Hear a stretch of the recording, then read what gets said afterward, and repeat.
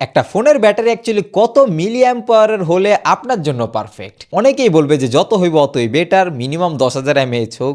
কিন্তু ফোনের ওয়েটের একটা ব্যাপার থাকে, এজন্য অনেকেই পরবর্তীতে কিনে না। ফ্ল্যাগশিপ ফোনের মধ্যে ব্যাটারি এমএএইচ এর খুব বেশি একটা চাহিদা হয় না। আর অ্যাপেলের আইফোনের মধ্যে তো আজ অব্দিও 4000 মিলি অ্যাম্পায়ারের ব্যাটারি, যেটা কিনা আপনাকে 6000 মিলি অ্যাম্পায়ারের একটা ফিলিং দেয়। আপনি টেরও পান না অ্যাকচুয়ালি ব্যাটারি এমএএইচ কত, কিন্তু আপনার এক্সপিরিয়েন্সের মধ্যে কোনো তফাৎ আসে না। বাট অ্যান্ড্রয়েড ওয়ার্ল্ডের মধ্যে হরেক রকম ডিভাইসেস থাকার কারণে অপটিমাইজেশন তো ওই লেভেলে হয় না। অ্যান্ড প্রসেসর একজন বানায়, সফটওয়্যার আরেকজনের এটাকে ম্যানুফ্যাকচার করতেছে, আরেকজন স্কিন আরেকজন লাগাইতেছে। সেই জায়গাতে গিয়ে এখনকার সময় আমরা 2025 সালের মধ্যে দেখব 8000 মিলি অ্যাম্পিয়ারের ব্যাটারি দিয়ে ফোন আসতে, যেটা কি আজ থেকে আরো 5-6 বছর আগে ট্যাবলেটের মধ্যে ইউজ করা হইতো। একটা 6.5 ইঞ্চির স্মার্টফোনের মধ্যে এখনকার সময় 8000 মিলি অ্যাম্পিয়ারের ব্যাটারি দেখবেন। 7000 মিলি অ্যাম্পিয়ারের ব্যাটারি দিয়ে অনেকগুলো ফোন আসবে।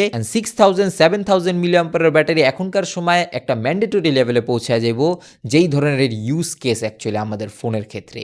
ফোন স্লিমও লঞ্চ হইব পাশাপাশি, যেগুলোর ব্যাটারি একটু কম থাকবো। বাট আমাদের মতো বহু ইউজারদের জন্য ফোনের ওয়েট কোনো ব্যাপার না, বাট ফোনের ব্যাটারি ব্যাকআপ সবচেয়ে বেশি ম্যাটার করে।